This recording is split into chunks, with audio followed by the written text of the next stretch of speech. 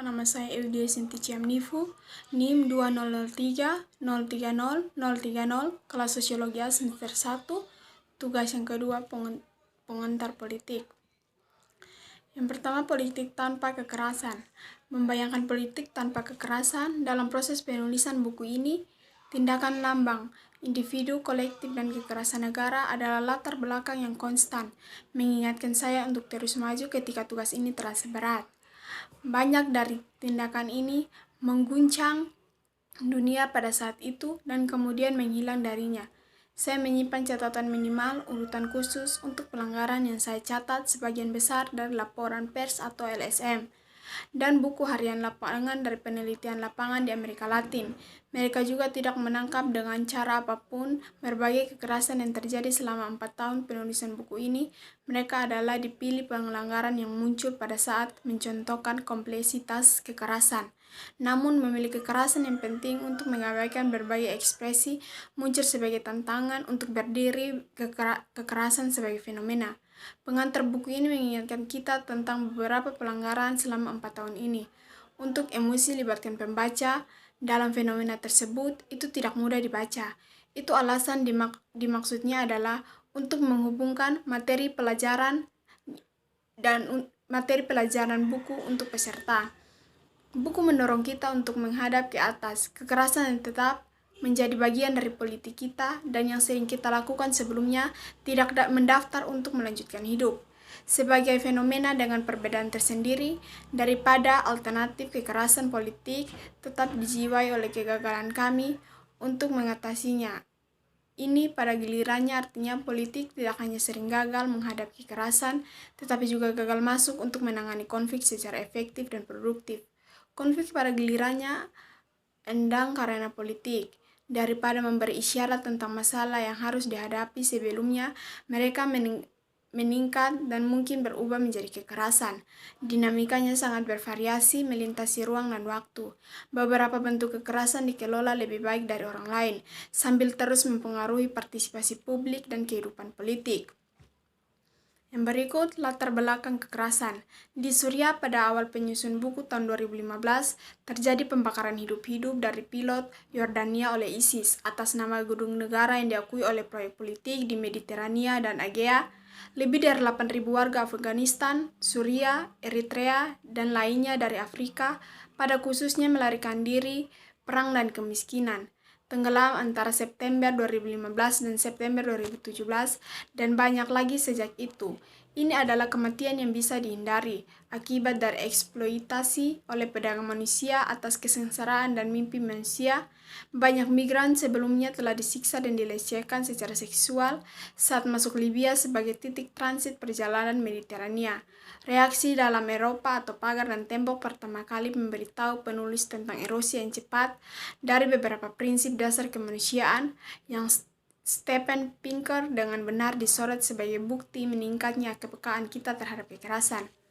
Yang berikut menjayakan politik tanpa kekerasan. Kekerasan dan perang sama-sama mengejutkan, meskipun orang Burma militer mengklaim bahwa mereka menanggapi munculnya senjata kelompok di antara Rohingya, populasi Muslim. Hukum terhadap populasi itu luar biasa. Laporan pemerkosaan bisa muncul di mana beberapa wanita secara harfiah diperkosa sampai mati. Setidaknya 6.700 Rohingya mengalami kematian akibat kekerasan dalam pembantaian tahun 2017, termasuk 730 orang anak balita di Filipina.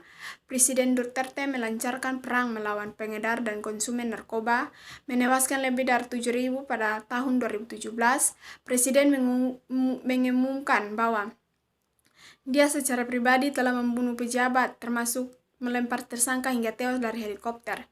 Hitler dibantai 3 juta orang Yahudi, sekarang 3 juta pecandu narkoba. Saya akan senang untuk membantai mereka semua. Dia dilaporkan mengatakan dalam satu pidato Amnesty International, melaporkan penurunan hukum mati di Amerika Serikat pada tahun 2017. Jumlah terendah dieksekusi pada tahun itu sejak 1991 dan penurunan secara global, namun Cina tetap tidak melaporkan sepenuhnya hukuman mati. Sementara Iran, Arab Saudi, Irak, dan Pakistan melanjutkan untuk mengeksekusi angka tinggi, sedikit di belakang Cina dalam jumlah Iran dieksekusi.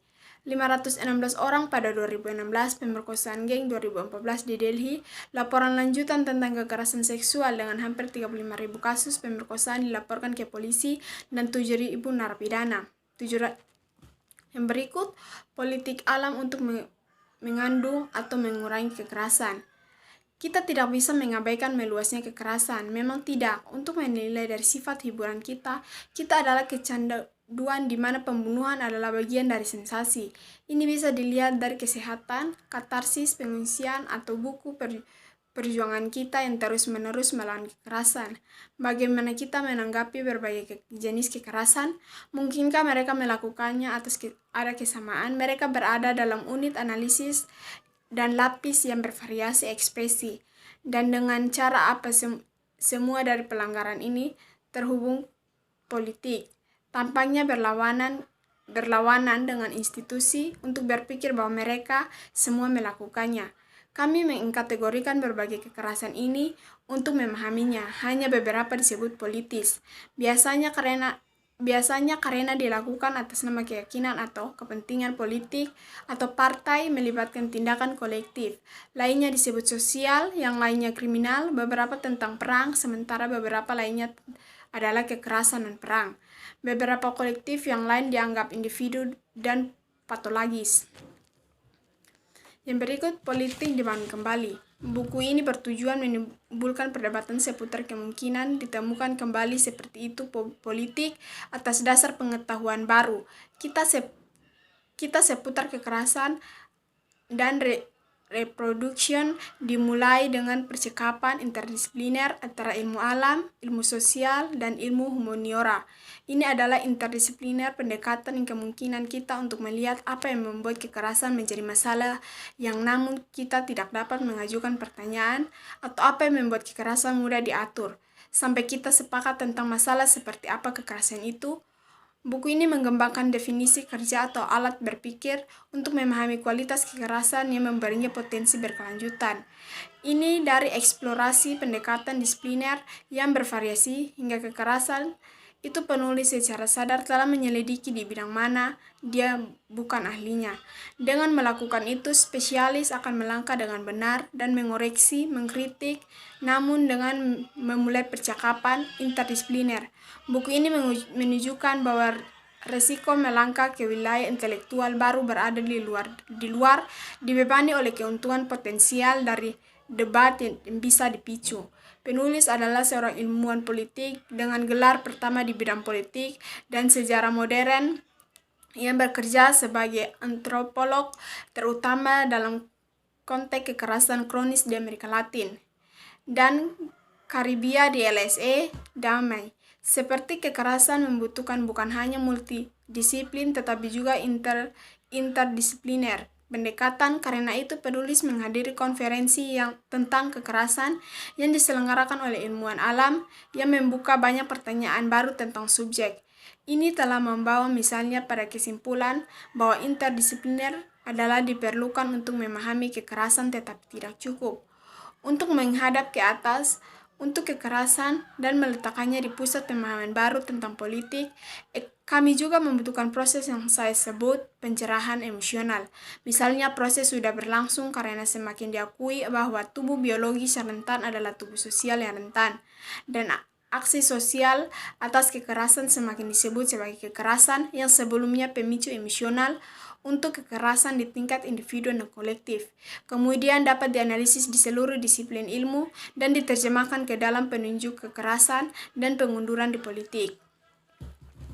Yang berikut, kekerasan dalam politik, pandangan klasik. Pembukaan buku ini berkonsentrasi pada makna kekerasan dalam teori politik atau kekerasan dalam politik dan kekerasan sebagai fenomena dengan perbedaannya sendiri atau kekerasan dengan keluar politik. Bab ini mengeksplorasi cara teori politik klasik membangun pemahaman kita tentang politik negara sebagai menanggapi asumsi kekerasan manusia.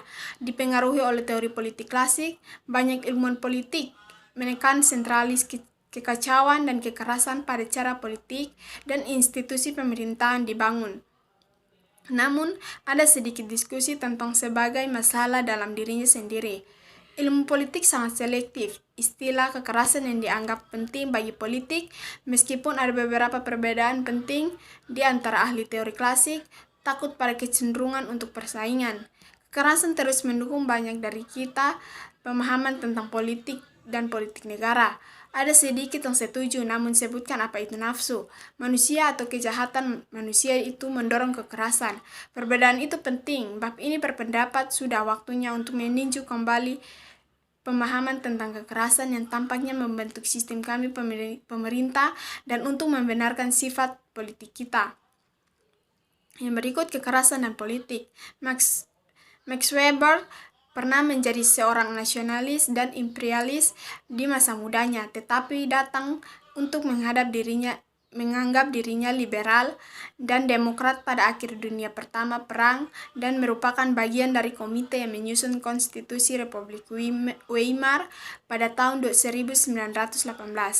Charles Schmidt adalah seorang sarjana hukum yang dihormati menulis ketika Republik mulai terurai di bawah tekanan ekstrem dari kanan dan kiri. Dia terkenal bergabung dengan Partai Nazi pada tahun 1933, namun bukunya Contempt of the Politic adalah teks lain untuk dibahas sarjana selama beberapa dekade dan telah menghasilkan pembaruan minat pada akhir abad ke-70. Schmidt mengangkat beberapa masalah yang sangat mendalam sehubungan dengan sifat dari politik dan gagasan negara. Dia berusaha menunjukkan bahwa politik membutuhkan perbedaan, utamanya sendiri, yang mana semua tindakan dengan khususnya makna politik dapat dilacak di sini. Schmidt menawarkan garis refleksi yang sangat berkaitan dengan bab ini. Jika politik harus memiliki kualitas sendiri, begitu pula kekerasan secara sederhana, menetapkan keduanya bersama-sama, menawarkan kategori baru, tetapi yang hanya berfungsi jika politik dan kekerasan telah diberi perbedaan sebelumnya, sesuatu yang dilakukan Schmidt untuk politik tetapi tidak untuk kekerasan. Schmidt menggunakan esainya Konsep Politik untuk menunjukkan kegagalan liberalisme untuk mengakui perbedaan mana yang penting dan yang mendefinisikan politik. Yang berikut, kekerasan hasrat manusia dan kejahatan manusia. Bagi sebagian orang, Hobbes meletakkan dasar bagi liberalisme dan bagi yang lainnya itu seberang. Mengapa ini penting untuk cara hubungan kekerasan politik? Politik dan negara telah dibayangkan. Itu karena di sana adalah ketidakkesepakatan yang sedang berlangsung antara cara berurusan yang liberal dan arti liberal dan kekerasan ontologis yang mereka asumsikan serta karakternya politik pada saat politik muncul. Schmidt mengakuinya. Bukunya tentang Leviathan, dengan dia Hobbes telah menyerahkan dimensi pluralistik dalam agama pemikiran dan dalam pandangan dunia. Schmidt merusak negara yang berdaulat dan membuka celah bagi liberalisme yang dia tolak. Dengan menggali lebih dalam perbedaan antara keduanya tentang mereka, membayangkan sifat manusia kekerasan, menjelaskan mengapa hal ini penting. Hobbes menulis pada saat agama tetap menjadi salah satu yang terpenting pengemudi perang, perbedaan antara keyakinan agama dalam ranah privat dan dukungan publik terhadap agama merupakan tema yang sangat penting baginya, medan baru untuk membayangkan politik dan politik bebas kekerasan. Yang berikut mufakat bukan pemerintah sebagai landasan politik.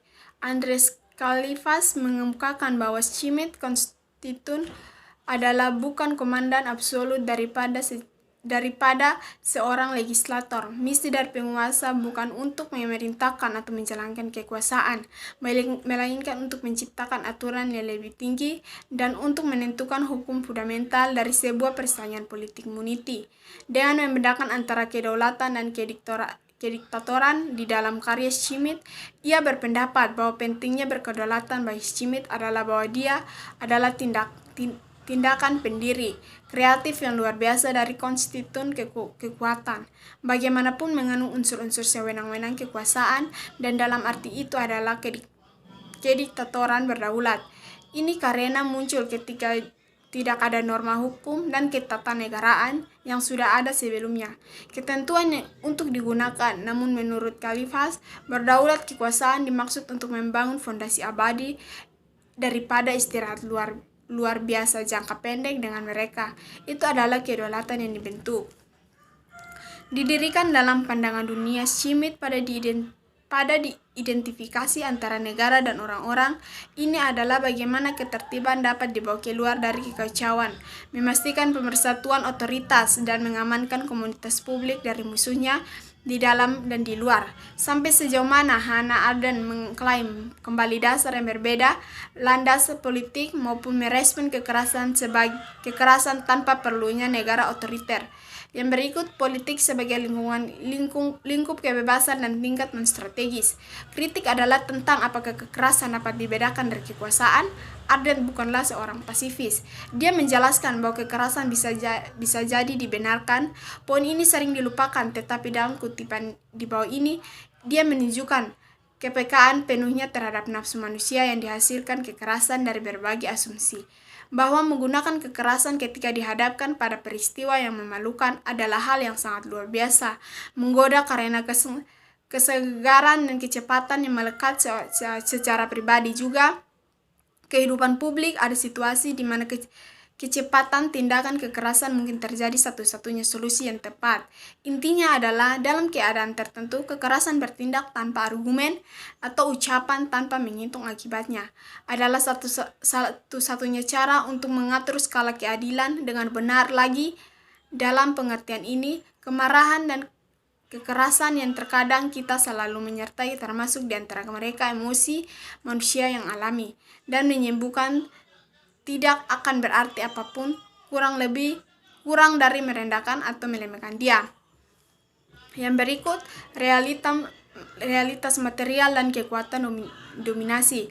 Kedua kritik Arendt berasal dari argumen Habermas lainnya bahwa kekerasan struktural adalah bagian dari aturan politik, bukan sebagai kekuatan terbuka, tetapi agar tidak dirasakan, itu memblokir komunikasi di mana keyakinan efektif untuk legitimasi dibentuk dan diteruskan secara sistematis, dibatasi komunikasi.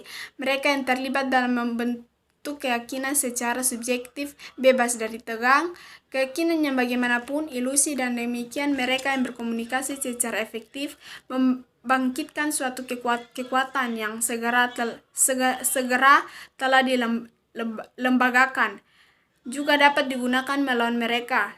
Habermas dengan demikian menyarankan bahwa pada akhirnya tidak dapat menemukan kekerasan politik bebas, karena aksi strategis dan kekerasan struktural akan tetap setiap tatanan politik. Pemerintah semacam itu harus merangkul persaingan strategis untuk kekuasaan politik dan penggunaan kekuasaan dalam sistem politik dengan memisahkan praksis atau pemikiran dan tindakan bersama individu.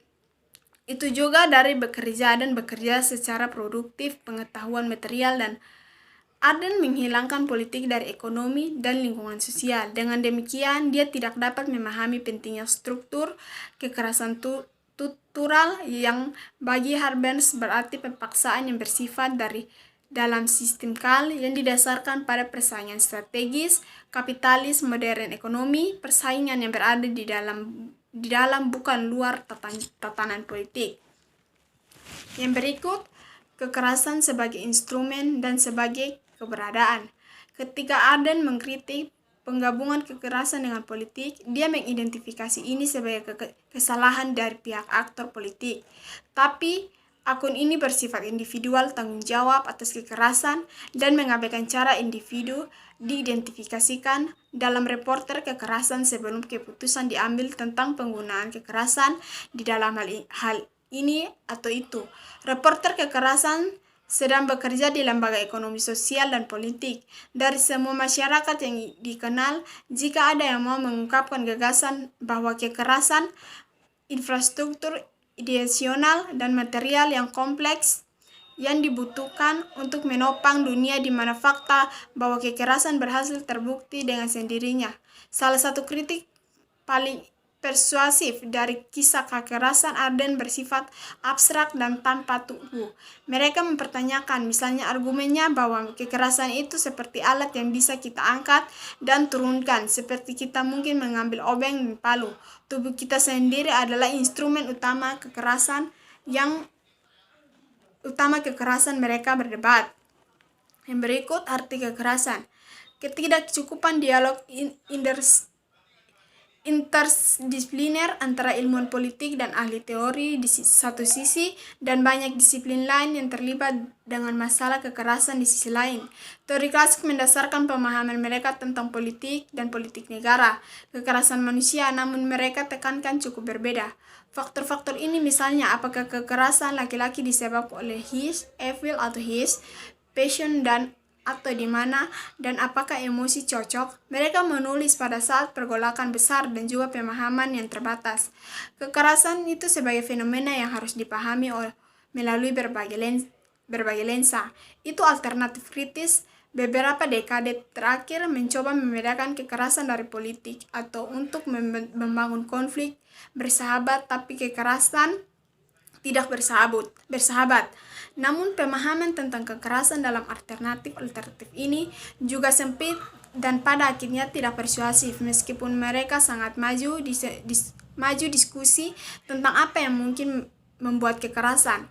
Tetapi bukan konflik bebas bisa dibayangkan, politik bebas kekerasan tetap menjadi proporsi utopis kebanyakan orang, dan kemungkinan konflik dapat dicegah turun ke kekerasan membutuhkan pemahaman yang jauh lebih dalam tentang bagaimana dan saat yang satu tergelincir ke dalam yang lain. Pendekatan ini adalah menangani masalah dari perspektif kekerasan itu sendiri daripada perspektif politik, dengan kata lain, memperlakukan kekerasan sebagai fenomena dengan tanpa politik.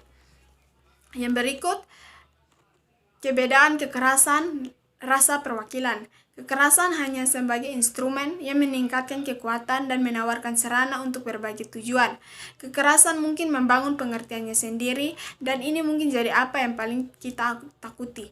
Pengertian itu justru ahli kami anugerah atas alam, atas manusia lain, dan atas takdir kita. Dengan kata lain, lebih mudah dari yang kita akui. Kekerasan bisa berakhir dengan sendirinya. Sebuah pertanyaan kunci yang muncul dari filsafat adalah apakah kekerasan itu instrumen dan konstitutif dari pengertian itu sendiri. Hannah Arendt terkenal dengan cara persuasif mengemukakan bahwa kekerasan hanyalah alat. Kekerasan dibedakan oleh karakter dan instrumentalnya. Secara fenomenologis itu dekat dengan kekuatan, karena alat kekerasan seperti semua alat lainnya adalah dirancang dan digunakan untuk tujuan mengadakan kekuatan alam. Sampai di tahap terakhir perkembangan mereka bisa menggantinya. Kekerasan pada dasarnya bersifat instrumen, seperti segala cara itu selalu membutuhkan bimbingan dan pembenaran melalui tujuan yang dikejar, dan yang membutuhkan pembenaran ketion oleh sesuatu yang lain. Tidak instrumen dan alat untuk mencapai tujuan cukup diterima secara luas dan intuitif. Yang berikut, naluri, gairah, dan kesadaran diri.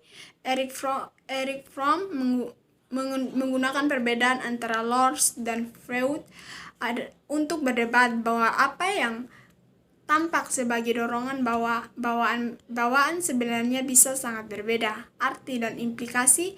Fromm berargumen bahwa agresi adalah pertahanan menanggapi ancaman terhadap kepentingan vital hewan, tetapi ternyata tidak spontan atau berkelanjutan.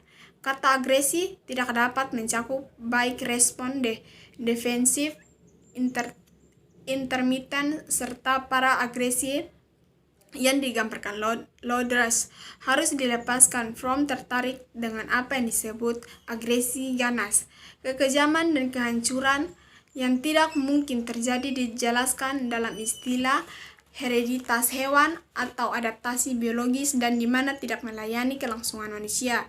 Bentuk agresi ini nyata, bahaya bagi keberadaan manusia seperti spesies, katanya. Namun Fromm juga percaya bahwa penentuan perilaku dengan naluri sebenarnya pernah menurun. Ini adalah pertumbuhan otak dan khususnya neokorteks yang menunjukkan sifat manusia dalam proses evolusi.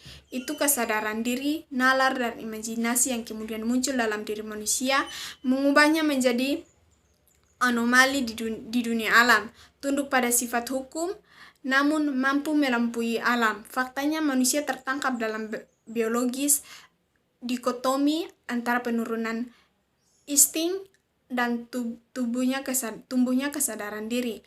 Bukannya naluri itu adalah nafsu manusia, seperti usaha untuk mencintai, untuk bebas, serta untuk menghancurkan, menyiksa dan mengontrol dan tunduk membentuk dasar minat manusia dalam hidup dan mendorong pencariannya akan drama, kegembiraan, gairah.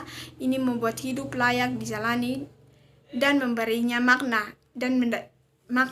dan merasakan. Yang berikut, manusia asal-usul agresi sosial. Aspek menarik dari perdebatan seputar agresi dan naluri di sana ke depan adalah beberapa agresif tanggapan bukan hanya dari politik aktivis tetapi juga dari beberapa ilmuwan sosial.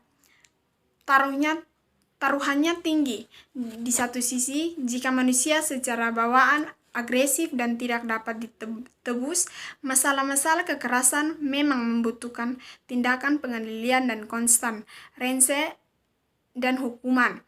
Ada implikasi politik yang seperti yang dikemukakan di bab kedua, bahwa kita pada kekerasan tertentu mengatur politik formasi. Sebaliknya, jika agresi tidak bawaan, maka itu dalam hal lain faktor-faktor sosial dan politik yang mencegah kita menangani kekerasan dan bahkan memupukkan termasuk sifat dasar dan formasi kekerasan dan bahkan memupuknya bersifat dari dasar formasi politik kita. Proses polarisasi antara pandangan tentang asal-usul agresi, banyak ilmuwan sosial merasakan tidak dapat terlibat dalam debat yang konstruktif ilmuwan alam, meskipun yang terakhir bukanlah tubuh yang homogeni, determinis, biologis, dan reduksionis, dan banyak yang sudah dengan faktor sosial dan manusia atau bawaan berinteraksi di bawah berdiri agresi. Pada satu titik, politisasi yang dalam ini juga mencerminkan kekuatan mendalam di sekitar topik dan hampir menegaskan beberapa pendapat Wilson. Argumen seperti dorongan kuat kami untuk dikolomi untuk mengklasifikasi manusia lain menjadi dua arti kategori yang dipertajam secara resmi. Kami tampaknya bisa merasa nyaman hanya jika sisa umat manusia dapat diberi label sebagai anggota versus bukan anggota, kerabat versus bukan kulit, teman versus musuh. Yang berikut, geng kekerasan atau kekerasan pada geng. Kekerasan dan agresi adalah genetika. Di bidang ini dalam beberapa hal bisa dikatakan untuk memberikan hubungan antara evolusi dan ilmu saraf, karena itu adalah lokus molekuler atau kimiawi. Tempat evolusi benar-benar terjadi, itu adalah cetak biru yang mendasari dalam kromosom individu untuk bagaimana strukturnya dan otak berkembang, berpotensi menyediakan hubungan antara evolusi dan ilmu saraf. Genetika akan terus menjadi medan pertempuran argumen dan plasitis relatif dari sifat manusia diperangi, karena itu bertujuan memberi kita wawasan tentang bagaimana dari diri kita dalam arti tertentu terprogram dengan demikian tak tergoyahkan. Komponen bawaan make up kita. Genetika juga memberi kita mekanisme untuk mengetahui apakah dan bagaimana apa yang tampak bawaan dan tak tergoyahkan di dalam diri kita sebenarnya bisa berubah lembur saat bidang muda ini tumbuh pada tingkat eksponensial mengikuti melanjutkan pengembangan teknologi pengurutan gen baru. Kami akan melakukannya mendapatkan wawasan yang lebih dalam tentang mekanisme dan batas-batas evolusi yang telah menyebabkan terciptanya saraf pusat kita, sistem seperti saat ini. Melakukan kekerasan pada diri sendiri, bagaimanapun orang tua memberikan psikologi sekalipun lingkungan biologis untuk anak-anak mereka, kembar dan studi adopsi telah digunakan untuk mempelajari dalil yang agresif perilaku mungkin diwariskan yang telah berakhir menguraikan beberapa faktor yang berasal dari pola asuh, bukan gen. Banyak dari studi ini tujuannya adalah untuk mengetahui apakah ada sumber genetik anti individu perilaku sosial atau kriminal. Meskipun studi seperti itu fokus pada individu patologi pada kekerasan yang dialami dalam bentuk kolektif, mereka melakukannya membuat kami merenungkan peran yang dimainkan oleh patologi individu dan kekerasan kolektif. Selain itu, sebagian besar dari apa yang individu sebenarnya ada tentang hubungan sosial. Yang berikut, akal rasional untuk memahami agresi. Mengapa agresi dan kekerasan lebih baik dipahami secara berbeda? Tidak seperti agresi, kekerasan manusia bisa dikatakan bukanlah biologis masalah seperti itu. Agresi adalah suatu bentuk perilaku sosial yang dipelajari oleh ahli etologi, ahli biologi, dan psikolog. Sedangkan kekerasan lebih pada interpretasi yang diberikan kepada bentuk-bentuk perilaku sosial. Interpretasi yang ada pada hakikatnya ditentukan oleh konteks sosial tempat kita hidup. Terkadang kedua istilah dapat dipertukarkan, tetapi pada yang lain, waktu itu bukan interaksi yang dianggap kasar atau kekerasan itu satu budaya mungkin dianggap cukup atau normal di tempat lain. Berpendapat bahwa lintasan agresi menjadi kekerasan bisa terjadi pertama-tama harus dipahami dalam hal hubungan dan cara sakit cara sakti psikis dari pengalaman sosial traumatis bisa diekspresikan dalam kekerasan. Dia adalah sangat dipengaruhi oleh buku Pathbreaking dari bidang psikoanalisis, pertama kali diterbitkan pada tahun 1969, tetapi jarang diambil pada saat itu oleh ilmuwan mengerjakan lampiran menarik perhatian pada perlindungan dan keselamatan sebagai komponen vital manusia berlangsung hidup. Di samping reproduksi dan nutrisi, kemelekatan menurutnya berakar pada teori evolusi dan bias yang ditentukan oleh gen. Berkurang risiko kita membahayakan melalui pembentukan hubungan intim dengan pasangan seksual, orang tua dan keturunan rela hubungan kedekatan dunia. Kelahiran sosok lampiran yang menyakitkan membutuhkan rasa ingin tahu, ositi, dan eksplorasi. Namun perpisahan dan terancam perpisahan menghasilkan frustasi, kecemasan, dan kemarahan dari perspektif evolutif. Ini sekian dari saya.